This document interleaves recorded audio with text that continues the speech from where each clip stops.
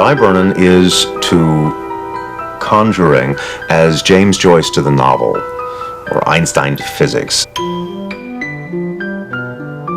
It's a person who comes along about once a century and just changes everything because of something that he or she has brought to the table that suddenly just changes the way people approach that field.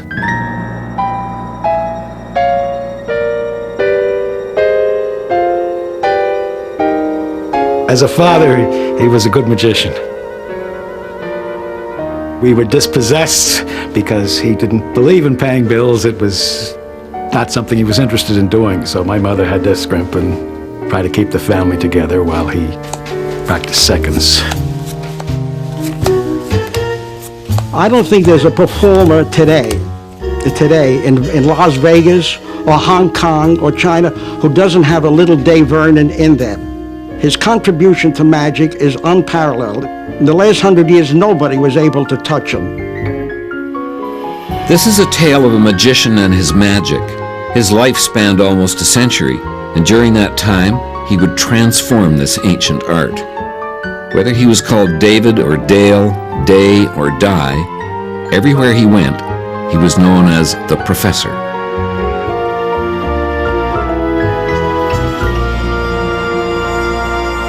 He spent the last years of his life in this magic castle, a chateau-like private club for magicians. Here, Vernon was the undisputed wizard of wizards. Max Maven, no mean conjurer himself, knew the professor during the last decades of his life. This is where the professor would sit virtually every night. So correctly, I should be sitting either over there or over here, which is where I would sit and talk to him along with many others. This was where he held court. He made this the center of the magic universe, just as he made everywhere else he went the center of the magic universe.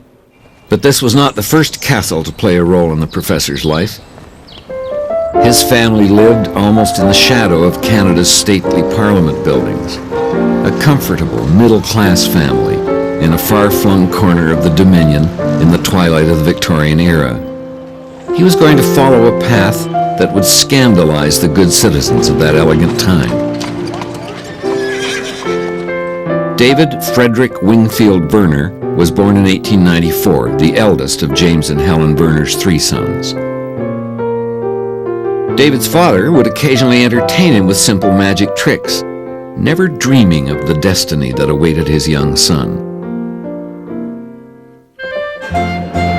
Young David loved to watch performances of any kind.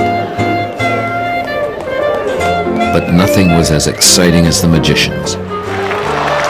His love of magic was already drawing him into a world remote from respectable Ottawa. As soon as he could read, he devoured all the magic books in Ottawa's Carnegie Library.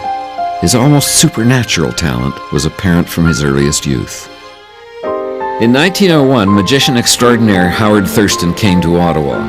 Although Thurston was the self-proclaimed king of cards, the 7-year-old David Verner fooled him with a card trick.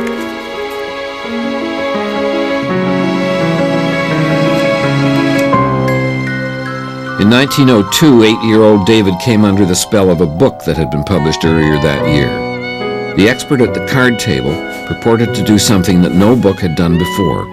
It explained in detail the techniques of crooked gamblers, as well as magicians.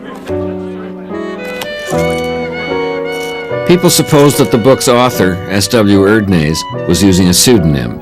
After all, he was revealing the closely guarded secrets of the criminal underworld, certainly a dangerous practice. Half a century later, a sordid tale would be pieced together that would lead many researchers to conclude that S.W. Erdnase was an anagram for the name of Milton Franklin Andrews, a thief and killer who met his fate in San Francisco, where, cornered by the law, he shot his girlfriend and then killed himself.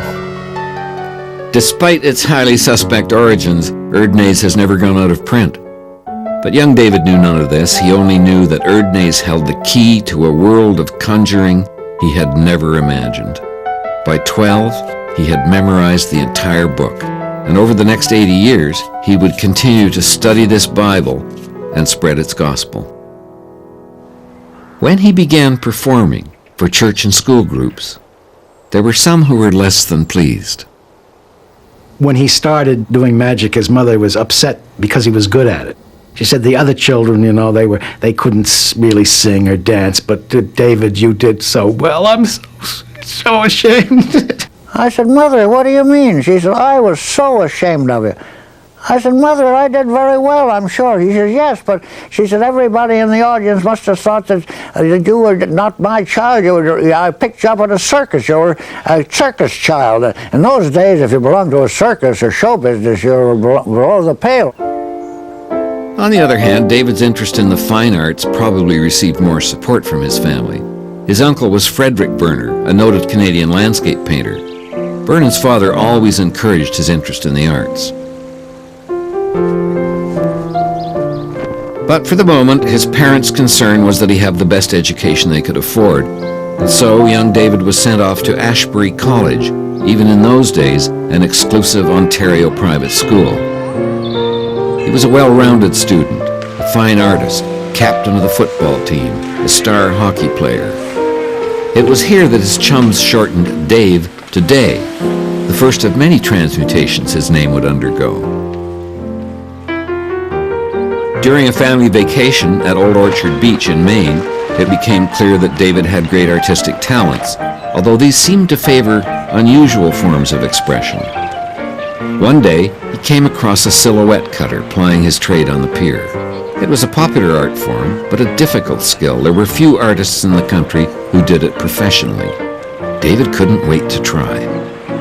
So I went back to the Old Orchard house, and I took a pair of scissors, and I tried to cut a silhouette like I'd seen this man do. And I cut 2 or 3 out of this piece of paper. And my father came home, he looked at it and he said, you know, those pictures you got there are in better proportion than the man on the pier. Recognizing his talents, in 1913 his parents agreed to his traveling to New York for art lessons.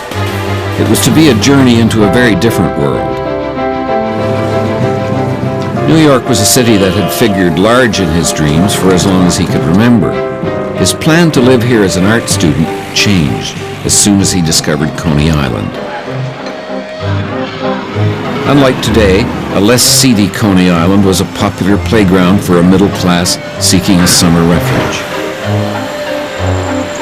And it was here that he tried his hand at a trade that would prove the economic mainstay of the first half of his life. I was at Coney Island. That's where I met this Larry Gray, the Dizzy Wizard. He had a shop saying, learn to entertain. He said, what do you do down here? And I just for fun, I said, I'm a silhouette artist. So that night I went home and I made a display. So I put them up at his magic store and I made $17. That was good money in those days. And I thought, boy, I can stay in Coney Island now for the season. But with the fading of summer, Vernon had to return home to Canada and the RMC, the Royal Military College. That Coney Island adventure was to stand in sharp contrast to the life of a cadet at RMC. Here, Vernon would specialize in engineering and once again excel in sports. The Great War brought the games to an end. In 1914, Vernon enlisted in the newly formed Air Force, but the fates intervened. He never saw combat. His much-needed drafting skills left him at home, behind a desk, dreaming of New York.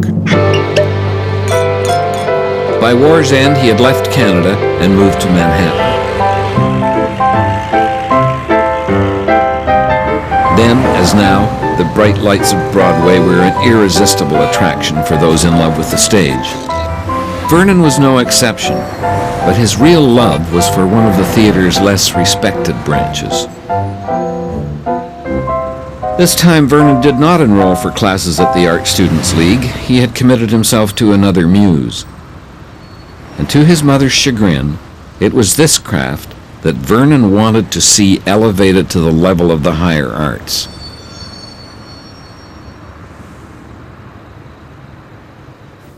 Whenever he could, he would make his way to one of the city's magic hangouts, sometimes to his friend Al Flosso's shop, which Al's son Jackie runs today. I'm going to show you a trick called squeeze play. Just come over like that. Haka-taka right on top.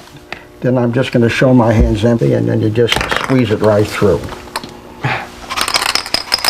See if it went through. You be the judge. Unbelievable. And it doesn't sell for much money at all. Any would-be magician could drop in and buy the latest trick, but only the inner circle had access to the back room, and then only after having proved their worth. These back rooms were the meeting places of legendary masters. Al Flosso, whose brand of comedy magic gave him the name the Coney Island Fakir. Horace Golden, the Whirlwind Wizard, who performed illusions of all kinds. Max Malini, who had performed before the crowned heads of Europe, and who, like the dapper Nate Leipzig, created magic with only cards, coins, and the most commonplace objects. In the back rooms, the inner circle shared their secrets, but even the best of these gaped in astonishment when the young Canadian began to work. After his very first demonstration, he was invited into the inner sanctum.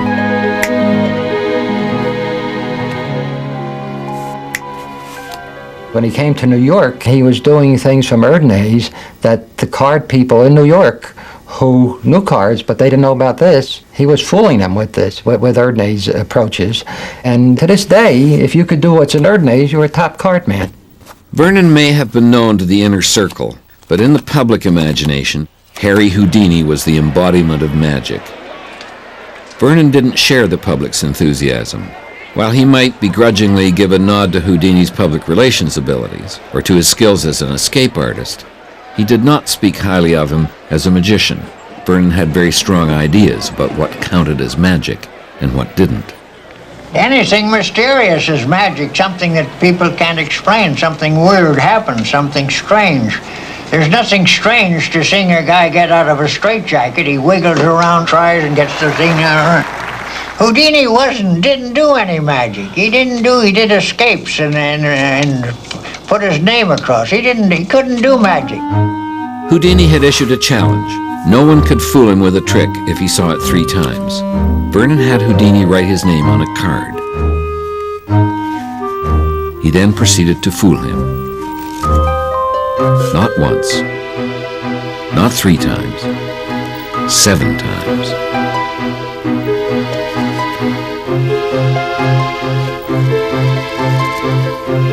And thus, in 1919, even before his career had begun, he assumed the mantle of the man who fooled Houdini.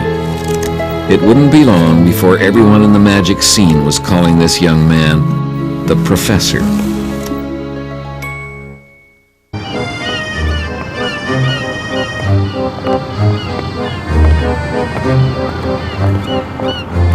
Coney Island today no longer looms as large as it did for so much of Vernon's early life.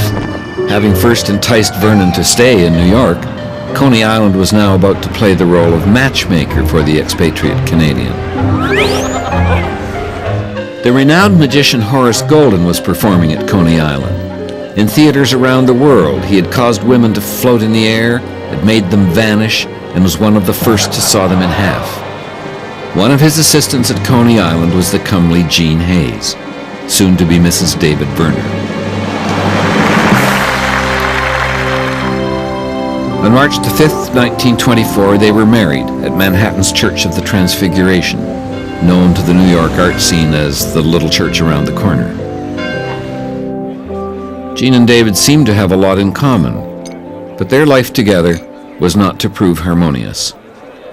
I think she was kind of the black sheep of her family. She ran away from home. She was fairly gifted as an artist. She was a sculptress, and she didn't think she was a painter, but I thought she did pretty well as a painter. Like her husband, Jean's talents expressed themselves in unusual ways. Among other things, she made masks. Some were used in performances by Vernon and other magicians, not her favorite group of people. She didn't care much for magic or magicians. She liked a number of people, but magicians in general she had absolutely no use for. She says, they're all out to fool people. That's all I want to do is fool people, fool people. So she could be hell on wheels sometimes. In 1926, their first son Edward was born. 6 years later, he'd have a younger brother, Derek.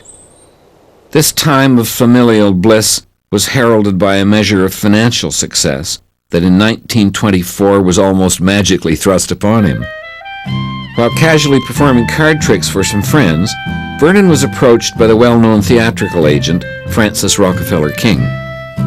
And she said, I'll give you $5,000. She said, that's what she told me, $5,000 for a month's work. And then anyway, I worked for her for 10 or 12 years after that. All the magicians in New York were very jealous because they were getting $25. My minimum salary was $100, and sometimes I got as much as $300 for a single performance. But I only worked for the Astors and the Vanderbilts and the Schwabs and multimillionaires because she had that kind of a clientele. But even that privileged realm would be rocked when in 1929 the stock market crashed and the world was swallowed by the Great Depression.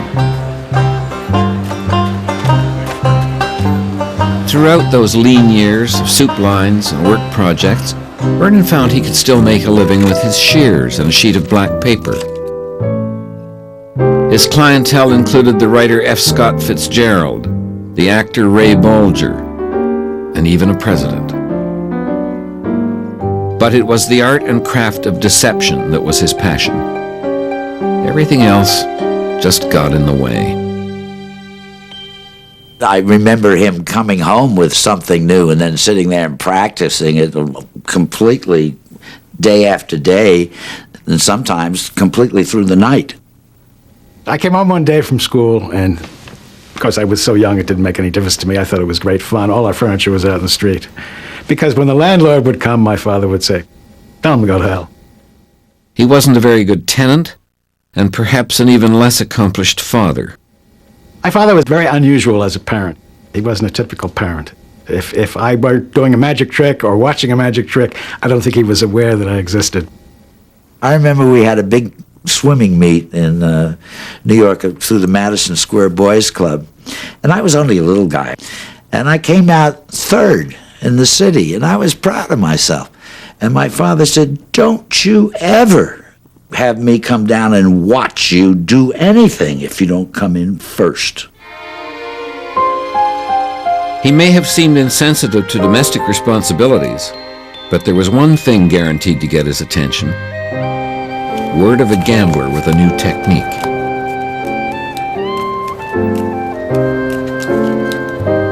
In the early 30s, Vernon and Charlie Miller, who I believe were the two greatest sleight of hand artists in America at that time, received phone calls from a mutual friend.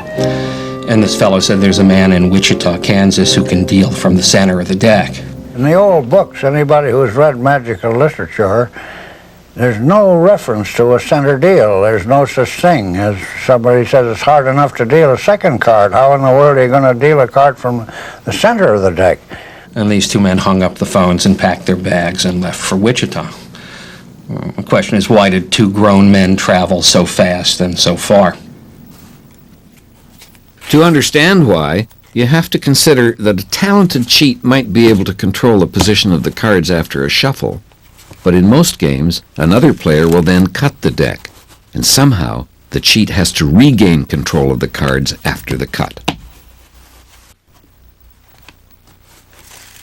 Vernon and Miller searched everywhere for Alan Kennedy of Kansas City, who, rumor had it, could accomplish this impossible sleight. They went to gambling joints, to poker rooms, to pool parlors, even bowling alleys. They were unable to find Alan Kennedy. They just couldn't find him. And in frustration, they were packing up their bags to go home.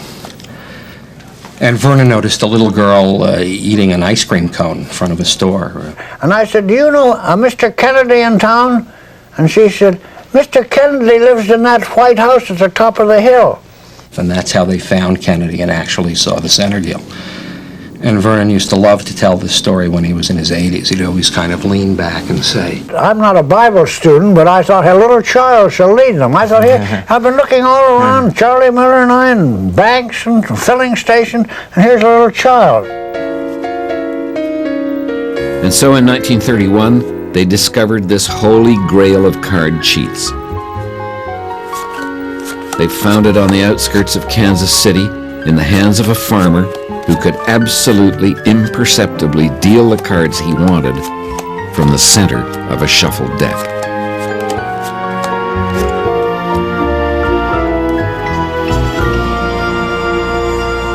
This is an effect that we call a 10 count, which I had learned from Dave, and I'll show it to you. Let me show you. Look. 1, 2, 3, 4, 5, 6, 7, 8, 9, 10. Vernon created magic of all kinds, but it was miracles with cards which more than anything else made Vernon's reputation. And by the early 1930s, he was known throughout the magical underground. His first serious publication was this manuscript, a few scant pages, only 10 effects with cards. And yet, during the Depression, it was offered for sale at the extraordinary price of $20, the equivalent of about $1,000 today. Even more extraordinary, at that price, it quickly sold out.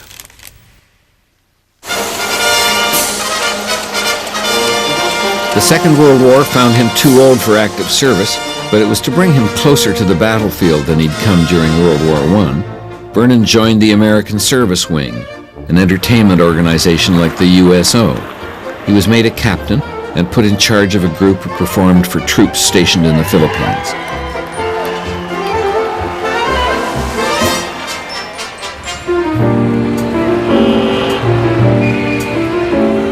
Back in civilian life, Vernon continued developing a number of acts, combining sophisticated magic with costumes, makeup, and masks. In 1943, his wife Jean was busy making sketches for his newest and most ambitious act yet. He would be the Harlequin. Jean would play the assistant. Even there, he didn't do illusions. He still did sleight of hand. He'd produce a coconut and throw it up in the air, and it would turn into a monkey, and he'd take off his gloves and throw them up, and it would be a dove. It was all done to classical music. It was a kind of a different approach to magic in those days. And actually, the magicians went crazy when they saw it. He got a tremendous standing ovation. And he immediately got booked at Radio City Music Hall. Unfortunately, they tried him the first show, they tried him the second. Now, you got to remember, the Radio City Music Hall had 6,200 seats. That's a big theater, isn't it, for magic? Well, they tried their best to light him. They went up to the mezzanine, the producers. They went up to the balcony, the orchestra. The people couldn't see many of the props. And I don't think he just about finished the next day, and they closed him out. And he was very heartsick about that. Although the act played well in the smaller yet elegant Rainbow Room, Vernon was deeply disappointed. While he continued to be in demand for society parties, and his love of magic never diminished, it was becoming clear that he really didn't like performing. For the first time, Vernon harbored doubts about his destiny. The consequences were disastrous. Things come in threes. I got a chance to play vaudeville, to play several weeks in theaters. I got a chance to go to Norfolk, Virginia to cut silhouettes for the Junior League.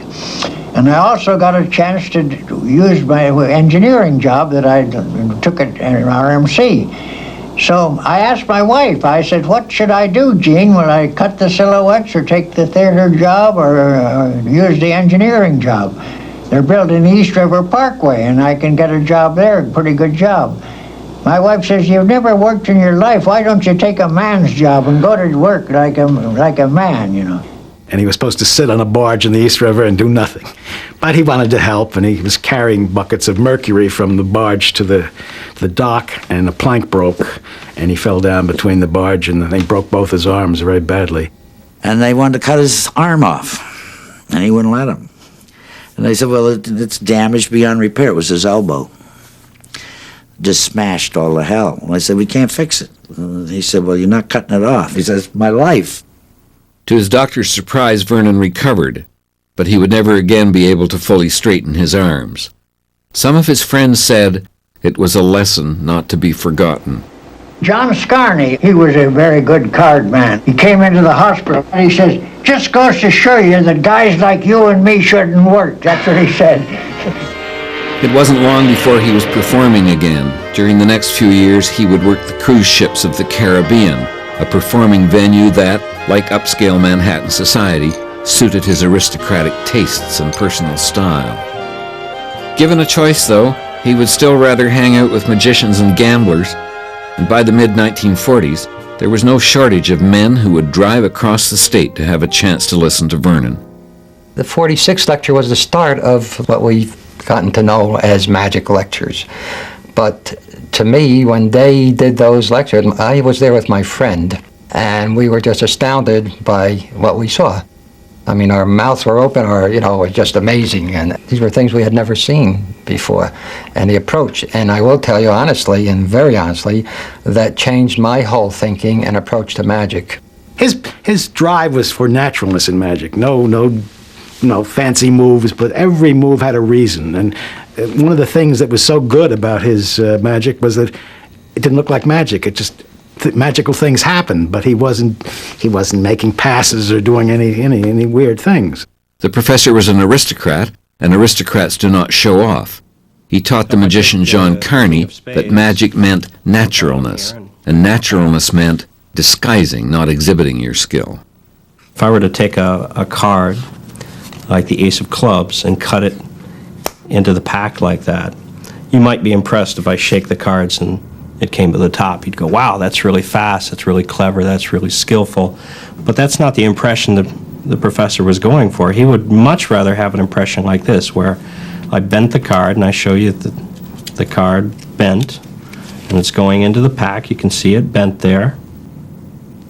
It's much more impressive if it looks like you do nothing at all.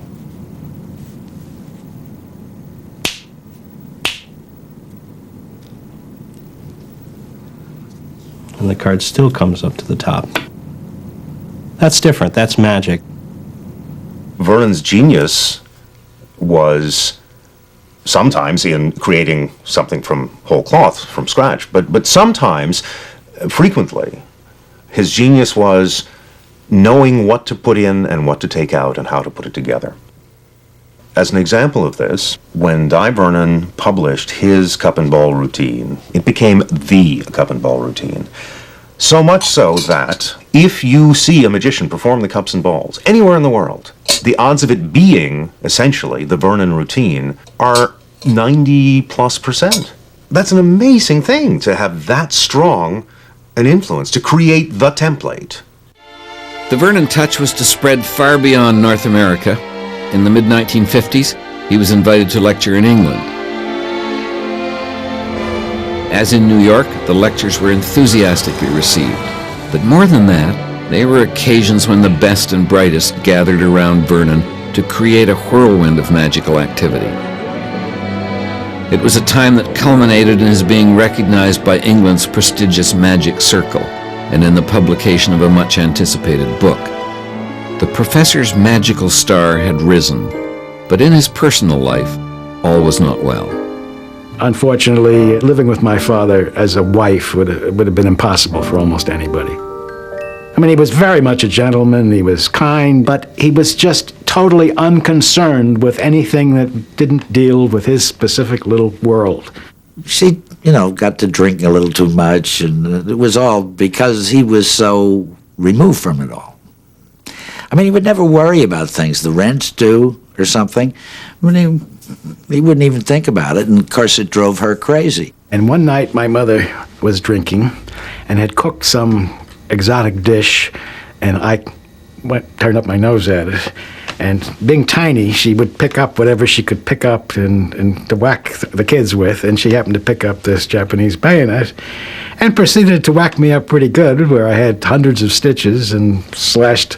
And I remember we had a railroad flat, which is a row of rooms in a row, and my brother and my father were in the front room playing chess. And I ran screaming from the back bedroom where she was hacking me up into the front room and said, stop her, she's killing me. And my father turned like this and went back and said, check. Throughout the 1950s, the tensions in the Vernon household would only get worse. Jean and David would eventually go their separate ways. They would never divorce, but he would never see her again. If you want to be in pi, you have to have done something your first time. This lecture by Dr. Percy Diaconis at the University of California deals with an unusual subject, a subject most would not imagine part of the university's curriculum, the mathematics of cards and shuffling. Okay, well, he cuts the top half. That's, say, 1 up to 26, if he happened to cut exactly in half. It's whatever is in the top half, right? In the late 1950s, Dr. Diaconis was a young boy studying violin at New York's famed Juilliard School of Music. But he lived for the time he would spend at the shops and restaurants where the magicians met to exchange the latest tricks and gossip. He was one of the young kids hanging around with the big guys. Vernon was the sun around which the others revolved. You sat at Vernon's table by invitation only.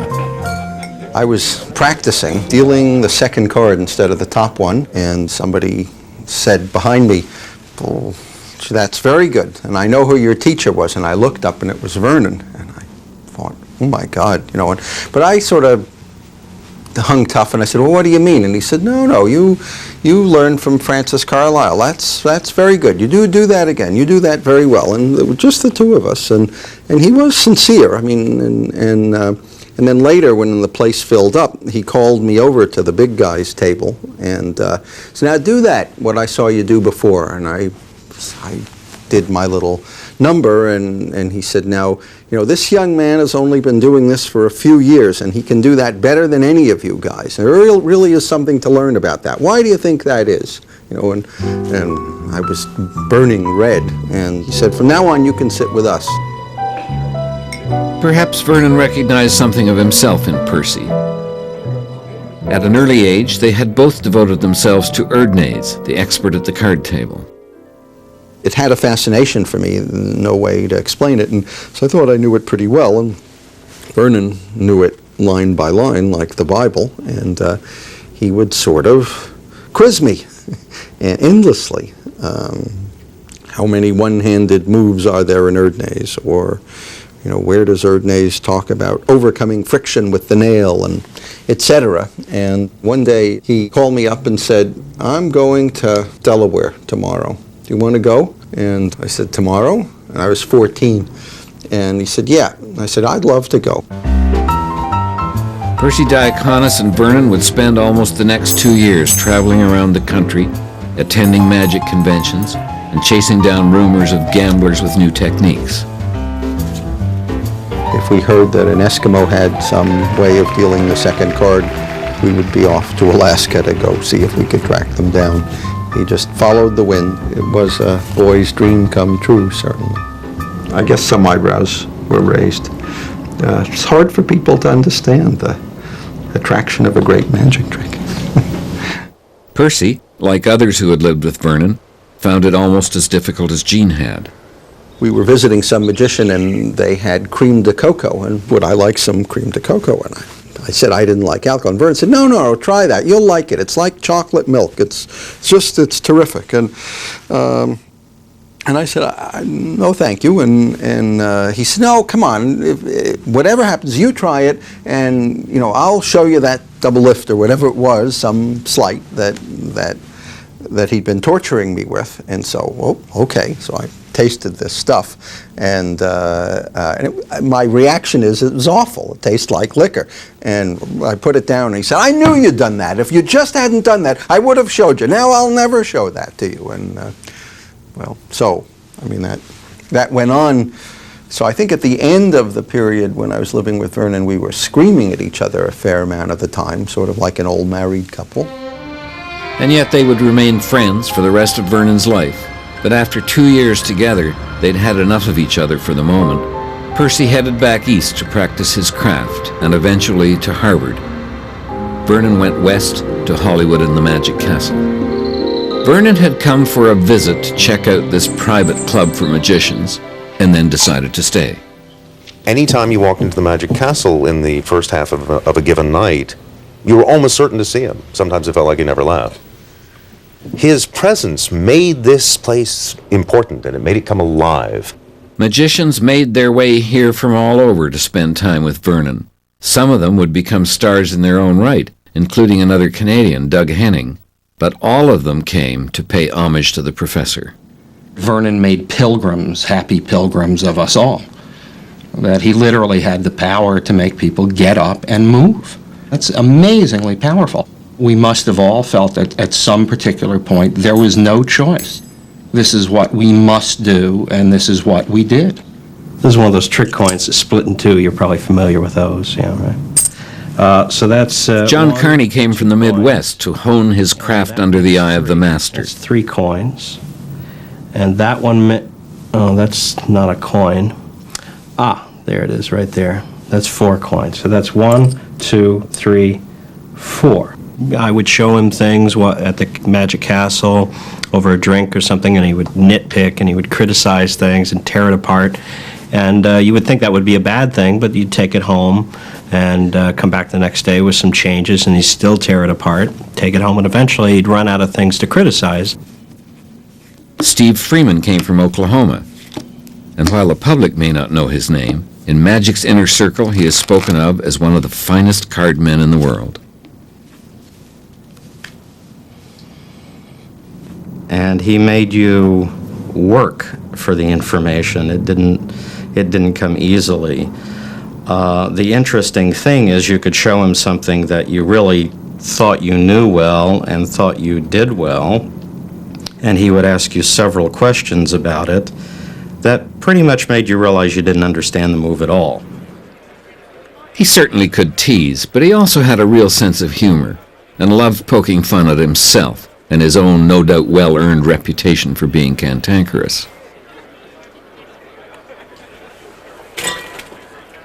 Someone showed him a trick that he'd been working on for many, many years and had perfected, and asked him what he thought, and he said, "That is the worst trick I have ever seen. That is absolutely terrible. You're the worst. No, wait a minute. You're the second worst magician I ever met in my entire life. Get out of magic. Go sell shoes. Go do something." And the guy is all upset, and he grabs the paraphernalia and he goes running up the stairs to the dining room, and Vernon turns to people at the table and says, "You know, the trouble with that guy, he can't take criticism." With Vernon enthroned at the castle, California became, as New York had been, the axis of the magical universe. Many of the New York friends were not pleased to see him go, and this added to the East-West rivalry.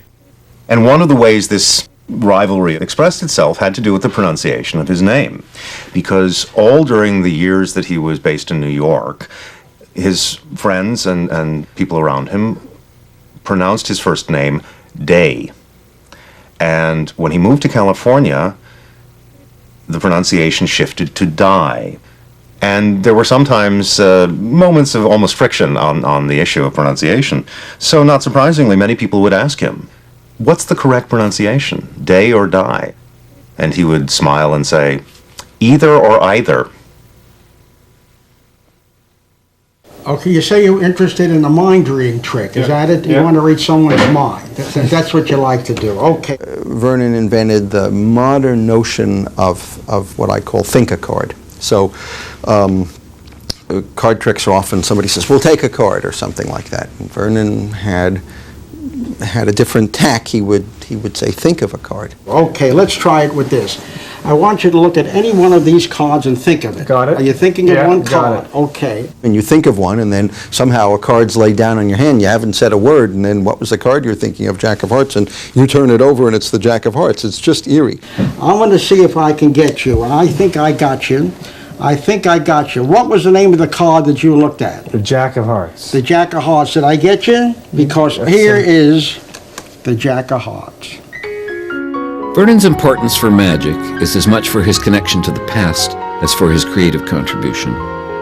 His books and lectures made him an important bridge to times gone by and to the great magicians he so admired. That did not necessarily mean that the old masters felt the same way about him. They really were furious at Vernon. He took their best material, and some of it's woven into his own, always with stuff added or with just some kernel taken out. I met Lila Leipzig, who was Leipzig's widow, and when she knew that I was Vernon's student or acolyte or whatever I was, she refused to talk to me for quite a while. And she said, "That Vernon is up to no good. You know, he just wants my Nate's secrets," and Leipzig was dead 20 years. But on the other hand, looking at it in retrospect, you know, much of that beautiful magic only lives today because Vernon saw it and appreciated it. Leipzig, Malini, again, annoyed as they would be, they come to life today because of Vernon.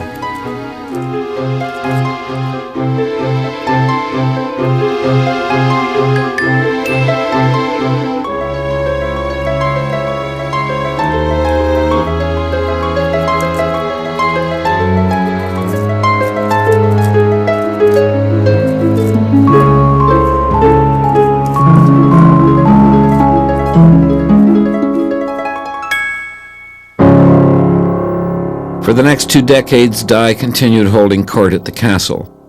During that time, he toured the world from Detroit to Japan. Till well into his 90s, Vernon was chatting and lecturing, demonstrating and joking, the crowned king of magic. At the age of 96, he broke his hip. His eldest son, Edward, took him home to care for him. He didn't do much. I mean, he would look at an Erdnase book for a half hour and then just doze off. He would brighten up when the magicians would come, though. He would sit up in bed and they'd show him things and, you know, the latest thing they're working on and everything, and he'd comment on it and everything. That he would brighten up a little bit then. 2 years after his death in 1992, his friends in New York held a 100th birthday for this man who had meant so much to them. He was the most dedicated or monomaniacal person I ever knew. He was brilliant. He was an intelligent man. He was a gifted artist. He did lettering, graphics, all kinds of things. But he devoted himself to one thing and one thing only. I'll tell you what I think the single most important thing about Dai Vernon's influence on magic is. It was an attitude. To me, the great tragedy of 20th century magic in the larger picture is that magicians have taken an art form that is inherently profound and rendered it trivial. And Dai Vernon, it was never trivial with him. And I think that allowed at least a core part of the magic community to understand that and to approach magic with a sense of profundity, a sense of reverence, a sense of respect. And this spread so much so that I feel that there is Vernon present in the performance of every good magician on the face of this earth. It has just filtered out that universally. No one gave magic that much thought. He gave it concentration of thought. What he did was improve upon the classics and made them brilliant. In the last 100 years, nobody was able to touch them. Not only for sleight of hand, but for presentation, for the salt trick, for the linking rings, for the cups and balls. That was the best. You cover that one, and cover the center one to make sure they're covered.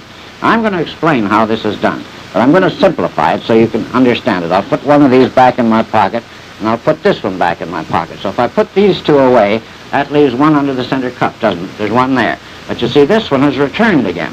Now, the reason for that is this. You were probably watching the wrong hand. When I told you I'd put it in my pocket, I have nothing here. I keep the ball here. I only pretend to put it in my pocket. Now I bring it down with my little finger, and I tilt the cup and put it underneath the cup. But if I actually put it in my pocket, how many are there under the center cup? You haven't been watching. There's 3 there. Don't be afraid to guess. Now, look, there's 3. See, if I put all 3 away, now how many under the center cup? Probably 25. No, there's only one. And there's one here, and there's one here, and there's one here. He was somebody who couldn't have cared less where you came from, what you looked like, what your religion was.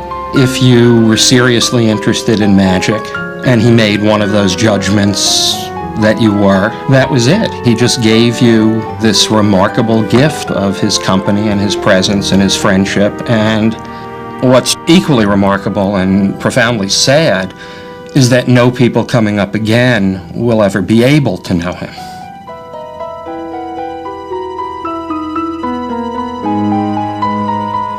Larry Gray, who lived with Vernon for a couple of years, and somebody asked him, what was it like to know Vernon? What was it like to live with him? And he said, well, let me tell you, I wouldn't take $1 million not to have known him, but I'd give $1 million not to know another like him.